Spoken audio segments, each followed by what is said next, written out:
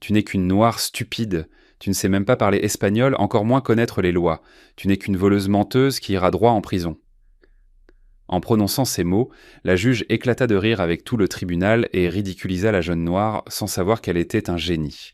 La salle d'audience était bondée ce matin-là, mais l'air semblait lourd. Au premier rang se trouvait Rosa, une mère désespérée qui ne pouvait s'empêcher de pleurer. Ses mains tremblaient tandis qu'elle se couvrait la bouche, tentant d'étouffer ses sanglots en voyant sa fille Maria, une adolescente noire de seulement 17 ans, entrer menottée comme une criminelle, escortée par un agent. Maria avança lentement jusqu'à sa place. Elle avait les épaules droites, bien que ses poignets rougis trahissaient quand même le poitou des menottes. Elle ne regarda pas le public, levant seulement les yeux quand elle entendit la voix rauque de la juge Clara. « Regardez-la bien, dit-elle avec mépris, sans se soucier de baisser le ton. Encore une voleuse de plus pour cette ville, encore une criminelle qui croit pouvoir venir ici jouer les innocentes. » La juge Clara feuilleta le dossier brusquement et laissa échapper un rire moqueur. « Mais regardez-moi ça, cette jeune femme fait face à des accusations de vol à main armée, lut-elle.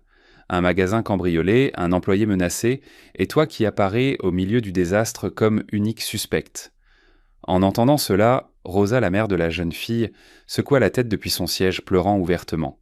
Elle tenta de se lever, mais un garde lui fit signe brutalement de se rasseoir. Maria la regarda une seconde, ne dit rien, mais serra les lèvres et reporta son regard vers l'avant avec impuissance. « Ne fais pas cette tête, petite noire, » poursuivit la juge, chaque mot plus cru. « J'en ai déjà vu des centaines comme toi. Ce sont toujours celles qui disent « ce n'était pas moi ». On m'a confondu ou « j'étais juste au mauvais endroit ». Mais nous savons tous que ce ne sont que des excuses bon marché et inutiles. Le procureur Louis s'observait en silence tandis que l'avocat de la défense, Raoul, semblait se recroqueviller sur sa chaise. Personne n'intervenait. Personne n'arrêtait le ton grossier de la juge. Et le plus cruel, c'est que personne ne se souciait de défendre une simple jeune noire. La juge Clara continua à parler sans attendre de réponse. Elle s'installa confortablement dans son siège et croisa les bras, observant Maria comme si elle était un objet et non une personne. « Regarde-toi, dit-elle avec un sourire tordu. Tu n'es qu'une pauvre nécessiteuse, sans éducation et sans avenir. Je comprends que ta seule issue ait été de voler. C'est dans ton sang de noir, parce que vous êtes tous pareils. » Maria serra les poings dans les menottes. Le métal lui mordait la peau, mais elle ne baissa pas la tête. « Tu dois comprendre que toutes les noires finissent toujours derrière les barreaux, » continua Clara en élevant encore plus la voix. « Ce n'est qu'une question de temps, et aujourd'hui c'est ton tour. » « Objection, » intervint l'avocat Raoul en se levant maladroitement. « Ce commentaire est inapproprié, madame la juge, et n'a aucun rapport avec les faits de l'affaire. » La juge ne le regarda même pas. « Asseyez-vous, avocat. Ici, c'est moi qui commande, » cracha-t-elle, « et je vous conseille de ne pas essayer de me donner des leçons. » Raoul déglutit, mais insista. « Ma cliente n'a pas d'antécédents. Il n'y a pas de preuves directes qui la lignent au vol. Les déclarations sont incohérentes. »« Des preuves » l'interrompit Clara avec un rire sec. « Ne me faites pas perdre mon temps. Ces filles apprennent vite à mentir. C'est de la survie, non ? Voler, tromper, se victimiser. » Chaque mot tombait comme un coup. Le procureur Louis évitait de regarder Maria, se contentant d'acquiescer légèrement, comme si le dénouement était inévitable. Le public observait en silence, mal à l'aise mais immobile. « Et ce qui manquait, une mère qui pleure », ajouta la juge en désignant Rosa avec mépris. « Elle pleure toujours après, mais personne ne pleure quand elle décide de commettre des délits. » Maria leva lentement le regard. Ses yeux étaient fixés sur la juge, fermes, sans trace de larmes. Le silence devint dense, presque insupportable. Raoul reprit la parole, la voix brisée. « Votre honneur, je vous prie de permettre à ma cliente de s'expliquer. »« Je n'ai pas terminé, » le coupa Clara en frappant l'estrade. « Et toi, dit-elle en s'adressant directement à Maria, tu as intérêt à bien réfléchir à chaque mot parce qu'ici tu n'es pas là pour faire pitié. Et je n'aurai pas de compassion juste parce que tu pleures et que tu es noire. » La juge Clara soupira avec agacement et, comme si elle accordait une faveur que personne ne méritait, fit un geste de la main. « Parle, Raoul, dit-elle avec moquerie. Voyons avec quelle histoire tu vas essayer de la sauver. » L'avocat s'éclaircit la gorge et avança d'un pas. « Merci, votre honneur. Ma cliente a été arrêtée sans preuve matérielle. Il n'y a pas d'armes retrouvées, pas d'empreintes, pas d'identification formelle de la part du témoin. De plus, la jeune femme a été désignée uniquement parce qu'elle se trouvait près des lieux. » Clara l'interrompit avec un rire rauque. « Vous croyez vraiment que tout cela compte ?» demanda-t-elle en penchant la tête. « Je ne vous ai donné la parole que pour entendre ces absurdités. Vous pouvez la défendre autant que vous voulez, avocat, Mais pour moi, cette noire est déjà coupable depuis qu'elle a franchi cette porte. Un murmure parcourut la salle. Rosa porta les mains à son visage en tremblant. Raoul ouvrit la bouche, mais la juge éleva la voix avant qu'il puisse continuer. Ne perdez pas votre souffle. Vos paroles ne changeront rien. Maria fit un pas involontaire vers l'avant. Votre honneur, je n'ai rien fait. Je peux expliquer ce qui s'est passé ce jour-là. Silence, tonna Clara en frappant l'estrade avec force. Je ne t'ai pas donné la parole. Maria resta immobile. L'agent à côté d'elle serra légèrement son bras, lui rappelant les menottes. La juge se pencha vers elle, les yeux froids. Écoute-moi bien, noire voleuse, dit-elle lentement, chaque syllabe chargée de menace. Si tu continues à interrompre, je peux accélérer les choses, et crois-moi, ça ne va pas te plaire. L'adolescente déglutit, mais ne baissa pas le regard. Et ici, tu as intérêt à dire la vérité, pas ces histoires médiocres que vous répétez toujours, continua Clara. Raoul se leva à nouveau. Bon apprentissage votre bonheur, vous intimidez ma cliente. Intimidée répondit-elle avec dédain. Je la comprends, je suis généreuse, et vous devriez apprendre quand vous taire. La juge Clara regarda à nouveau le dossier et, d'un mouvement rapide, glissa une feuille vers le fond du classeur. Personne ne sembla le remarquer, sauf Maria. Le papier resta à moitié caché, comme s'il n'avait jamais existé. « Voyons, dit Clara en feignant la concentration. C'est bon size. Selon le rapport de police, il n'y a pas de témoins qui contredisent la version de l'accusation. » Raoul fronça les sourcils. « Votre honneur, ce n'était pas exact. Il y a une déclaration de l'employé qui dit ne pas être sûr de l'identité de la jeune femme. C'est dans l'annexe. »« Ce n'est pas ici, coupa la juge en tapant sur le dossier du doigt. Si ce n'est pas dans le fichier principal, ça ne compte pas. » Raoul fit un pas en avant. « J'ai moi-même remis ce document ce matin. Il est tamponné et signé. » Clara le regarda froidement. « Êtes-vous en train d'insinuer que ce tribunal perd des documents ou que je mens ?» demanda-t-elle avec un sourire dangereux. « Faites attention à ce que vous dites, avocat. » Le procureur Louis évita d'intervenir. Il savait que cette annexe existait, mais il savait aussi que s'il parlait, il deviendrait la prochaine cible. C'est pourquoi il décida de se taire. Maria observait chaque geste. Elle vit comment la juge arrangeait le dossier, comment elle couvrait de sa main le sceau officiel qui apparaissait sur la feuille cachée. Ses menottes tintèrent doucement quand elle bougea. « C'est une perte de temps, » continua Clara. « L'accusé correspond parfaitement au profil. Je n'ai pas besoin de plus pour comprendre ce qui s'est passé. »« C'est faux !» s'exclama Maria sans pouvoir se contenir. « Ce papier prouve que je n'ai pas... »« Tais-toi !» cria la juge en se levant. « Je vous ai déjà dit qu'il n'y a aucun foutu papier, et un mot de plus, et je clôture ce procès immédiatement. » Le silence fut absolu. Clara respirait fort, savourant le contrôle. « Je te donne une chance », ajouta-t-elle en baissant la voix. « Mais si tu continues à mentir, si tu continues à agir comme si tu étais plus intelligente que tout le monde ici, il n'y aura plus de retour en arrière. » À ce moment, Rosa, la mère de Maria, s'agrippa au bord de son siège. Elle était au bord de l'évanouissement. Raoul serra les poings, conscient que quelque chose de grave se passait, mais sans savoir comment l'arrêter. Maria leva lentement la tête. Ses yeux se fixèrent sur des entaires sur le dossier, exactement à l'endroit où la juge avait caché la feuille. Elle ne dit rien, se contentant d'observer, mais ne put plus se contenir et, sans demander la permission, fit un pas en avant. Les menottes résonnèrent avec force quand elle redressa le dos et avança jusqu'à se retrouver juste devant l'estrade, devant la juge et devant tout le monde. Le mouvement fut si décidé qu'il provoqua un murmure immédiat dans la salle. « Assieds-toi immédiatement, stupide indienne !» ordonna la juge Clara, le visage rouge. « Garde !» 2 policiers s'approchèrent immédiatement et tentèrent de la saisir par les bras. « Mademoiselle, retournez à votre place, maître, dit l'un d'eux. Pourtant Maria ne bougea pas. Elle planta les pieds au sol avec fermeté.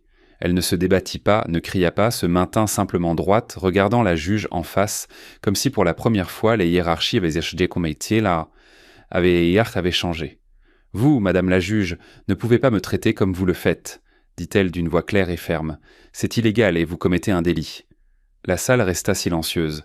« Vous violez tous mes droits procéduraux, » continua-t-elle. « Dans ce tribunal, j'ai été insultée, intimidée et préjugée. Tout cela est enregistré. Le traitement que je reçois annule toute validité de ce procès. » En entendant cela, Raoul ouvrit grand les yeux, incrédule. Le procureur cessa de feindre l'indifférence, et même les policiers hésitèrent une seconde avant de continuer à la pousser. « Tais-toi, inutile noir !» cria Clara en frappant l'estrade. « Tu n'as aucune idée de ce que tu dis. » Maria ne baissa pas le regard. « Vous vous trompez, madame la juge. J'ai raison, répondit-elle. Et vous le savez. » Elle se tourna légèrement et désigna le dossier. « Il y a quelques minutes, vous avez caché une déclaration clé, tamponnée et signée, qui contredit la version de l'accusation. Ce n'est pas une erreur administrative, c'est une fraude procédurale. » Un murmure plus fort parcourut la salle. Rosa cessa de pleurer. Raoul fit un pas en avant, incrédule, voyant la façon dont Maria se défendait. « De plus, ajouta Maria, vous m'avez refusé le droit de déclarer, vous avez permis des commentaires discriminatoires et vous avez menacé de prendre des décisions anticipées. Tout cela, messieurs, viole la procédure régulière. » La juge se leva d'un bond. « C'est une farce. Sortez cette noire d'ici, immédiatement. » Mais quelque chose avait changé. Les policiers n'agirent pas immédiatement. Le procureur regarda le dossier. Raoul respirait avec difficulté, comme s'il venait de comprendre quelque chose de trop grand. Maria fit un dernier pas en avant.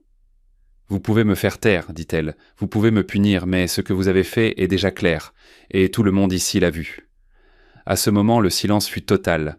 La juge ne se moquait plus, ne souriait plus. Pour la première fois, elle semblait acculée, et au milieu du tribunal, menottée mais ferme, Maria avait cessé d'être la simple accusée sans défense. Maria respira profondément et éleva un peu plus la voix, sans crier, avec une clarté qui traversa la salle. « Je demande formellement que ce tribunal suspende l'audience immédiatement, dit-elle, et qu'il ordonne la récusation de la juge pour manque d'impartialité. » Clara ouvrit la bouche, mais Maria continua sans lui permettre de l'interrompre. Conformément à la loi 27148, article 11, tout juge est obligé de garantir neutralité, respect et procédure régulière. Ce qui s'est passé ici est exactement le contraire. Le murmure se transforma en un bruit constant. Raoul fit un pas en avant, maintenant avec une autre expression. « Votre honneur », tenta de dire Clara, mais sa voix n'imposait plus comme avant. « Je n'ai pas terminé », ajouta Maria. « Je demande également que le dossier complet soit préservé, y compris les annexes éliminées ou cachées, et qu'une notification immédiate soit envoyée à l'inspection judiciaire pour de graves irrégularités présumées. » Le procureur Louis déglutit, regarda la juge, puis le dossier, puis le public. « Cela doit figurer au procès-verbal, » murmura-t-il, presque malgré lui. Le visage de Clara pâlit. « Vous n'avez aucune autorité pour demander quoi que ce soit, » dit-elle, bien que sa voix tremblait. « Vous n'êtes qu'une accusée. » Maria la regarda fixement. « Une accusée ne perd pas ses droits, » répondit-elle. « Et vous le savez, c'est pourquoi vous avez caché ce document. C'est pourquoi vous avez essayé de me faire taire. » Raoul leva la main. « Je demande qu'il soit immédiatement pris acte de tout ce qu'a exposé ma cliente, » dit-il maintenant avec assurance, « et j'appuie la récusation. » La juge Clara respirait avec difficulté. Le contrôle lui glissait entre les doigts et elle ne pouvait plus le cacher. « Et toi, dit-elle lentement, comment sais-tu tout cela si tu n'es qu'une simple indienne qui ne sait même pas lire ?» La salle entière resta silencieuse. Même les gardes tournèrent hors la tête. Clara se pencha en avant, plantant ses yeux sur Maria. « Ne me dis pas que tu as appris ça dans la rue, » ajouta-t-elle avec mépris. Maria ne répondit pas immédiatement. Elle inspira lentement. Puis elle parla avec un calme qui contrastait avec le chaos qu'elle avait provoqué. « Parce que j'ai été obligée de l'apprendre, dit-elle. Parce que quand le système te désigne depuis l'enfance, soit tu comprends la loi, soit la loi t'écrase. » Clara fronça les sourcils. « Ça n'explique rien ?»« Si, ça explique, » continua Maria. « Je connais chaque étape de ce processus parce que j'ai dû me défendre seule plus de fois que vous ne l'imaginez. Je sais quand un juge franchit la ligne, quand un dossier est manipulé et quand une audience cesse d'être légale. De plus, ajouta Maria, vous avez commis une erreur basique. Vous avez pensé qu'à cause de mon âge, de ma couleur de peau et parce que je suis venu me noter, je n'allais pas comprendre ce qui se passait. Vous avez pensé que je n'allais pas me rendre compte quand vous avez déplacé cette feuille, ni pourquoi vous l'avez fait. » Clara recula instinctivement. « Toi, tu n'es personne pour m'accuser, » balbutia-t-elle. « Je ne vous accuse pas, » répondit Maria.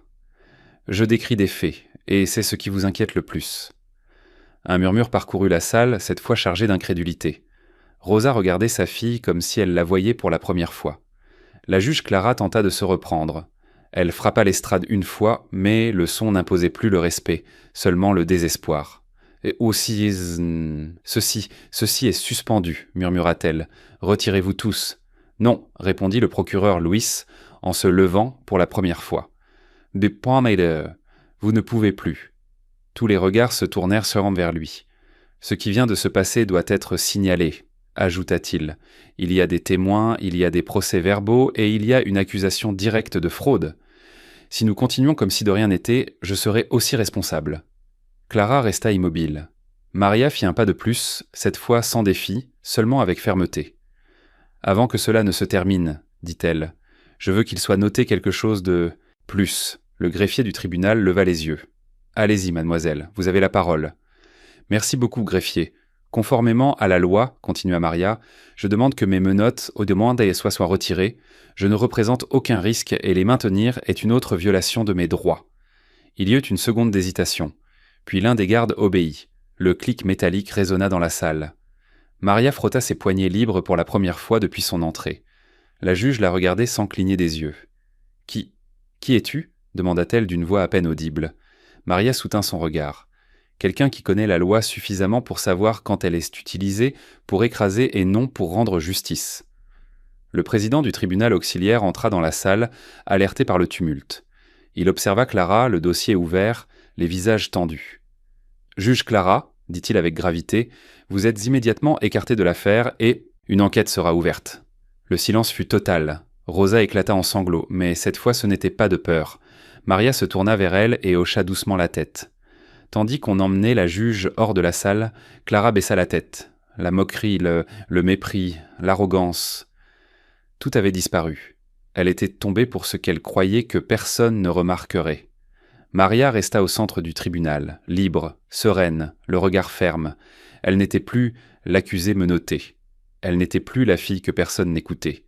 Le procès ne se termina pas ce jour-là, mais plus rien ne fut pareil. L'audience fut annulée, le dossier scellé et envoyé en révision, et la juge Clara fut écartée de ses fonctions tandis que s'accumulaient les plaintes que jusqu'alors personne n'avait osé formaliser. Ce qui s'est passé dans cette salle a ouvert une porte qui était fermée depuis des années. Maria sortit du tribunal sans menottes, marchant aux côtés de sa mère. Rosa la serra fort dans ses bras, comme si elle pouvait enfin respirer tranquillement. Avec le temps, l'affaire devint une référence obligée, non pas pour le délire qui n'a jamais existé, mais pour la chute d'une autorité qui avait confondu pouvoir et impunité. Et ceux qui étaient le présent n'oublièrent jamais son regard ferme ni le moment exact où la peur avait changé de camp. Parce que ce jour-là, quelque chose que beaucoup avaient oublié devint clair. La justice peut être manipulée, retardée ou tordue, mais quand quelqu'un ose l'affronter avec connaissance et dignité, même les murs les plus anciens peuvent se fissurer. N'oubliez pas de commenter de quel pays vous nous regardez. Si cette vidéo vous a plu, vous devez voir cet autre où sa famille l'a humilié parce qu'il était noir et devenu pauvre. Ils n'ont jamais imaginé que c'était un test. Cliquez maintenant et on se retrouve là-bas. N'oubliez pas de vous abonner et de laisser un like pour vous apporter plus d'histoires qui révèlent la vérité cachée.